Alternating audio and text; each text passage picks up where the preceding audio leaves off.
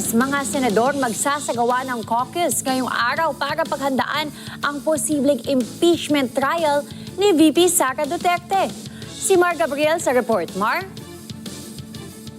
Nakatakdang magsagawa ng all-members caucus ang mga senador ngayong araw kung saan pag-uusapan ang preparasyon para sa posibleng impeachment trial ni Vice President Sara Duterte. Ayon kay Senate President Vicente Sotto III, kasama sa tatalakayin ang mga individual na paghahanda ng mga senador bilang mga senator judges at ang magiging timetable sa paglilitis. Sabi ni Sotto, mahalaga na mailatag nila ito dahil magkakaroon ng session break ang Senado sa June 5. Kung May 11 daw nakaschedule ang botohan sa Kamara, kung agad na itong may tatransmit sa Senado yung articles of impeachment sa May 12, sinabi ni Sotto na agad daw na magkukonvene ng impeachment court sa May 13.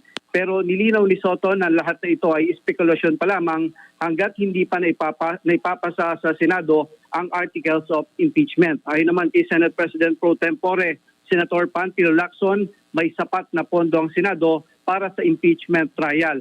Mayroon pa raw silang 27 million pesos na budget dahil ang nabawas pa lang sa pondo ay nasa kalahating milyong piso na ginastos naman sa pagpapagawa ng 60 piraso ng official impeachment robe na gagamitin sa paglilitis.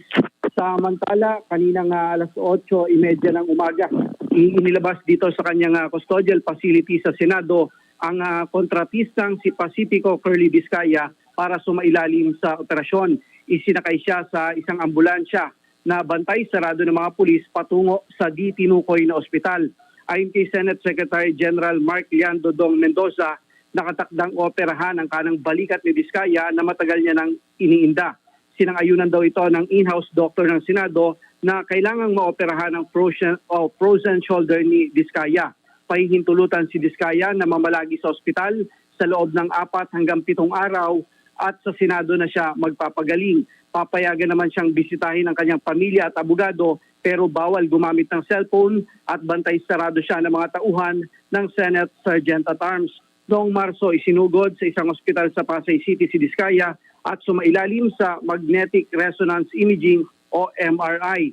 Noon pang nakaraang Setyembre, nakakulong sa Senado si Vizcaya matapos makontempt dahil sa pagsisinungaling sa pagdinig ng Senate Blue Ribbon Committee kaugnay sa anomalya sa flood control projects. Para sa Mata ng Agila, Mar Gabriel, matatag, matapang, matapat,